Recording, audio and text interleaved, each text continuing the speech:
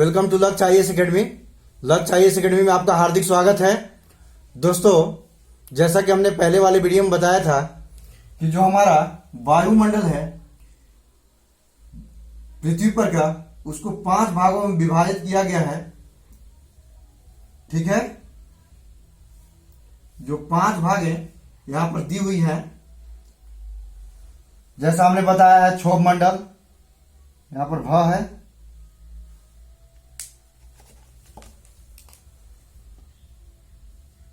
क्षोभ मंडल जिसको हम इंग्लिश में बोलते हैं ट्रोपोस्फियर। उसके बाद समताप मंडल, इसको अंग्रेजी में बोलते हैं स्ट्रेटोस्फियर। उसके बाद मध्य मंडल मेसोस्फियर, और उसके बाद है आयन मंडल जिसको बोलते हैं इंग्लिश में आयोनोस्फियर। और सबसे लास्ट में है दोस्तों बहिर्मंडल, जिसको एक्सोस्फियर भी बोलते हैं और हिंदी में इसको बाह्य मंडल भी बोलते हैं। तो पृथ्वी पर जो वायुमंडल है यानी वायु की जो परतें हैं, इनका विभाजन हमने पहले ही बताया था कि इनके भौतिक गुणों के आधार पर की गई है। मतलब कि इनमें तापमान क्या पाया जाता है, क्या क्या परिवर्तन पाया जाता है, कौन कौन सी घटनाएं घटती हैं, सबका अलग अलग गुण है। सभी लेयर में अलग अलग तरह की घटनाएं घटती है, अलग अलग तापमान है।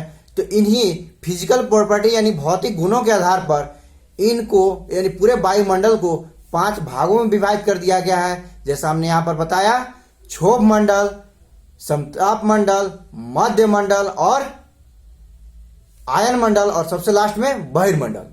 दोस्तों, एक चीज हम बताना चाहेंगे कि पृथ्वी पर जो उपस्थित वायुमंडल है, इसके सबसे बाहरी परत यानी बाहरी परत कितनी ऊंचाई तक है, इसको अभी तक एग्जैक्ट नहीं निकाला गया है।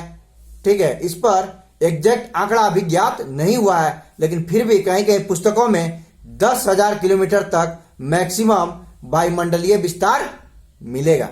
ठीक है, अब बात करते हैं कि कौन कौन सी परतें हैं। जैसा कि हमने बता दिया, अब एक एक परत करके, जैसे मान लीजिए इस तरह हमने दिखाया है, और ये ऊंचाई के दृष्टिकोण से है कि इतना से इतना ऊंचाई तक ये मंडल है, इतना से ये इतना ऊंचाई तक यह मंडल है, इतना से इतना ऊंचाई तक यह मंडल है, इतना से इतना ऊंचाई तक यह मंडल है, इतना से इतना ऊंचाई तक अमुक मंडल है।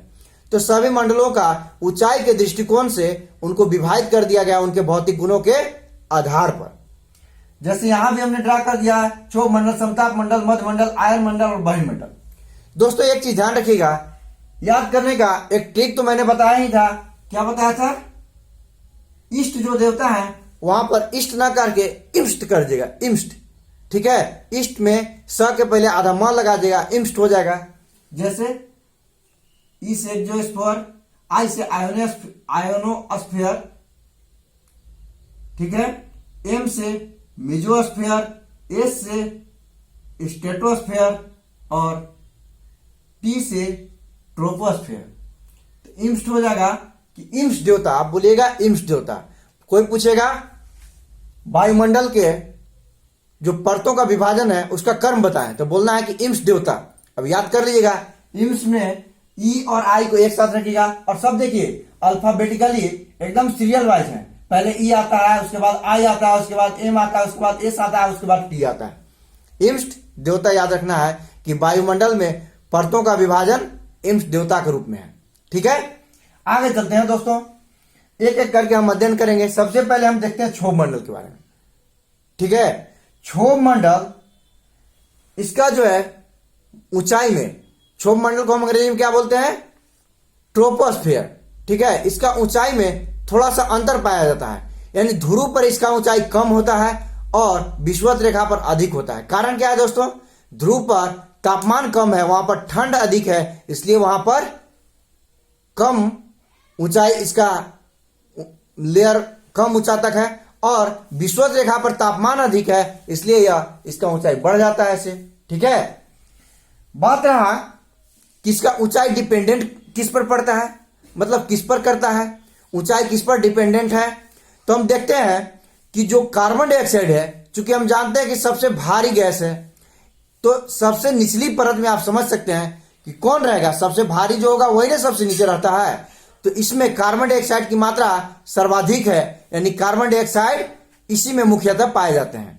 और जैसे जैसे हम ऊपर जाते हैं, ऊपर चलते जाते हैं, तो कार्बन डाइऑक्साइड की मात्रा कम होती जाती है ना, जिसके कारण कार्बन डाइऑक्साइड क्या करता है, तो सूर्य से आने वाली जो पृथ्वी से लौटने वाली किरण है, पार्थिव किरण, उनको अवशोषित करने का काम करती है, जिससे टेम्परेचर जो है वो मेंटेन रखता है, यानी टेम्परेचर को वो बनाए रखता है। ठीक है, तो हम जैसे जैसे ऊपर जाते हैं, नीचे से जैसे जैसे ऊपर जाते हैं तो कार्बन डाइऑक्साइड की मात्रा कम होती जाती है, और कार्बन डाइऑक्साइड की मात्रा कम होती जाती है, जिसके कारण वह उसमें टेम्परेचर में गिरावट देखा जाता है। कारण कि कार्बन डाइऑक्साइड है ही नहीं, तो टेम्परेचर को वहां एब्जॉर्ब कौन करेगा? जब चीजें नहीं है एब्जॉर्ब करने वाला, तो एब्जॉर्ब करेगा कौन? इसी के कारण से, यानी कार्बन डाइऑक्साइड की वहां कमी होने के कारण से इसका तापमान में कमी देखी जाती है। और कमी कितनी देखी जाती है दोस्तों?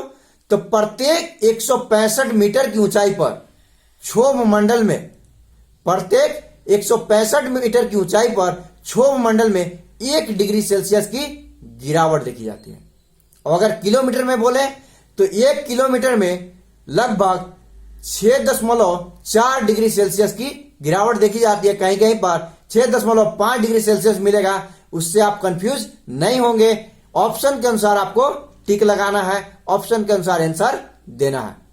तो आपको बात समझ में आ गया होगा कि इसमें तापमान क्यों कम होता है, तापमान में कमी क्यों होती है। और ध्रुव पर भी यही स्थिति है कि हाँ भाई तापमान कम है तो वहां कमी वायुमंडल में, वहां का जो वायुमंडल है, जो क्षोभ मंडल की परत है, वहां पर कार्बन डाइऑक्साइड की मात्रा भी कम मिलेगी, टेम्परेचर कम है। ठीक है, तो वहां पर कम मिलेगी, इसलिए कम वहां पर टेम्परेचर है। और विषुवत रेखा पर चूंकि तापमान अधिक होता है, सूर्य सीधे पड़ती है तो वहां तापमान अधिक होता है, वहां पर और क्या है, कार्बन डाइऑक्साइड की मात्रा काफी ऊंचा तक पाई जाती है।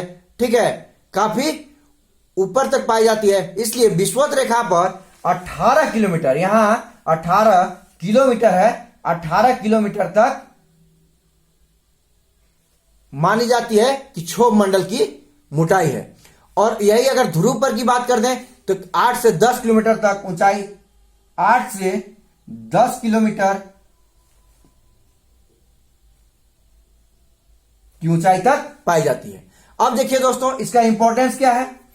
चूंकि हम नाम से ही देख रहे हैं क्षोभ का अर्थ होता है डिस्टरबेंस, जहां पर डिस्टरबेंस हो रहा है। तो यहां पर डिस्टरबेंस किसका होता है? यहां पर वायुमंडल का डिस्टरबेंस होता है, वायुमंडल डिस्टर्ब होती है।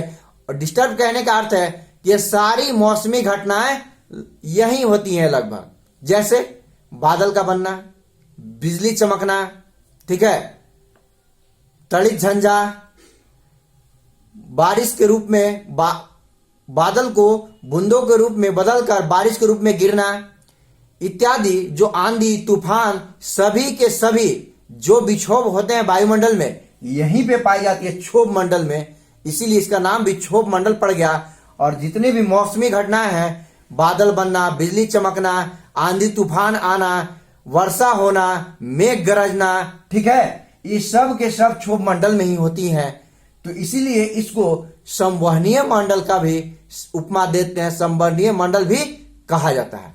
ठीक है, क्या कॉन्वेक्शनल, ठीक है, संवहनीय मंडल, ठीक है, इसको हम ट्रोपोस्फीयर भी बोले थे। और दूसरा संवहनीय मंडल हमने नाम दिया। क्यों बोला? क्योंकि सारी मौसमी घटनाएं इसी में होती हैं। अब हम चलते हैं दोस्तों, चूंकि यह 18 किलोमीटर तक की औसत ऊंचाई तक मान जाते हैं, यानी पृथ्वी का सतह है मान लीजिए, तो इससे 18 किलोमीटर की ऊंचाई तक क्षोभ मंडल हो गया। बात हम करते हैं समताप मंडल की, तो पृथ्वी से कितना, 50 किलोमीटर की ऊंचाई तक, यानी 18 से जो 50 है, न कि यहां से यहां, पृथ्वी से मैक्सिमम कितना ऊंचाई तक हो जाएगा, 50 किलोमीटर की ऊंचाई तक समताप मंडल। और कहां से कहां तक, तो 18 किलोमीटर से स्टार्ट करते हुए 50 किलोमीटर तक, 18 किलोमीटर से स्टार्ट करते हुए 50 किलोमीटर की ऊंचाई तक, यानी लगभग 32 किलोमीटर की मोटाई इसकी पाई जाती है। किसकी? समताप मंडल की। इसकी क्या विशेषताएं हैं दोस्तों? तो इसकी विशेषताएं हैं कि समताप मंडल जो है, इसमें क्या होता है, समताप मंडल में वायुमंडलीय घटना नहीं होती है, यानी यह बिल्कुल शांत मंडल माना जाता है। इसीलिए इसमें जो वायुयान होती हैं चलाई जाती हैं, ताकि उनको कोई डिस्टरबेंस का सामना, कोई डिस्टरबेंस का सामना न करना पड़े और स्मूथली एयरप्लेन को क्या फ्लाइट किया जाए, यानी एरोप्लेन को यानी हवाई जहाज को उड़ाया जा सके। तो सारी एरोप्लेन इसी मंडल में उड़ाई जाती है ताकि उनको कोई डिस्टरबेंस की सामना न करना पड़े, कोई मौसमी डिस्टरबेंस, कोई वायुमंडलीय विक्षोभ की, वायुमंडलीय डिस्टरबेंस की सामना न करना पड़े। यानी कहा जा सकता है कि समताप मंडल ही वह मंडल है, पूछता है क्वेश्चन, कई बार पूछ चुका है। सबसे पहले इसमें क्या क्वेश्चन पूछेगा कि क्षोभ मंडल में, क्षोभ मंडल की विशेषता क्या है, या फिर दूसरे तरीका से सभी मौसमी घटनाएं किस मंडल में होती हैं, क्षोभ मंडल, समताप मंडल, मध्य मंडल या अयन मंडल। तो आंसर देंगे हम क्षोभ मंडल में।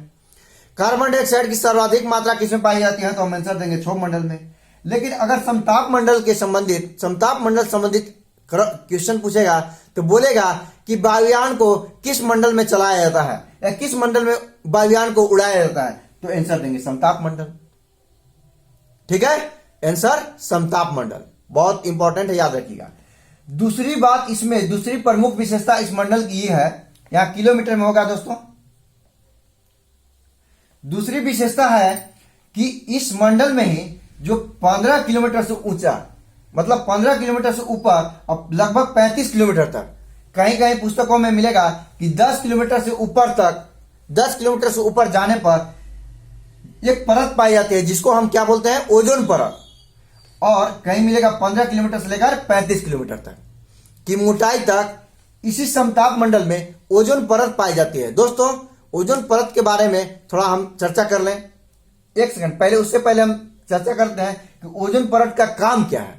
ओजोन परत का काम क्या है, इसको संक्षेप में देखें कि ओजोन यानी ओजोन जो परत है, और ओजोन एक गैस भी है, तो गैसों का वह परत है। ओजोन गैस है, उसी से मिलकर वो बना हुआ परत है, यानी उसी का जो मोटाई है उसी को हम ओजोन परत के रूप में, चूंकि वो जमकर मोटाई के रूप में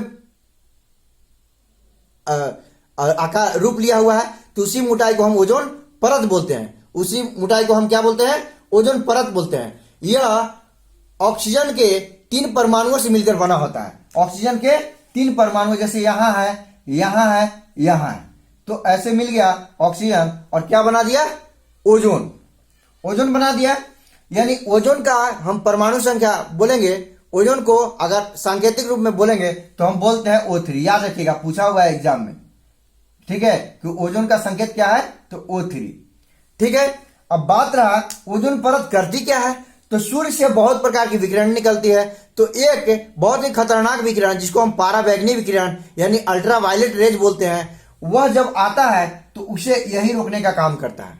अब भाई उससे क्या नुकसान है, तो जो पाराबैंगनी किरण है दोस्तों, वह हमारे शरीर में काफी दुष्प्रभाव छोड़ती है। हमारे शरीर पर पड़ने के बाद बहुत उसका बुरा असर पड़ सकता है, जैसे त्वचा कैंसर वगैरह बीमारी हो सकता है। तो समझ रहे हैं कि कैंसर होना कितना हार्मफुल है, कितना हानिकारक है, समझ रहे ना। तो उसी त्वचा कैंसर से बचाने का काम ओजोन परत करती है। ठीक है, इसको बचाने की, अब देखिए कभी कभी सुनते होंगे कि ओजोन परत में छिद्र हो रहा है, ओजोन परत का लेयर क्षय हो रहा है, या ओजोन परत में होल हो रहा है।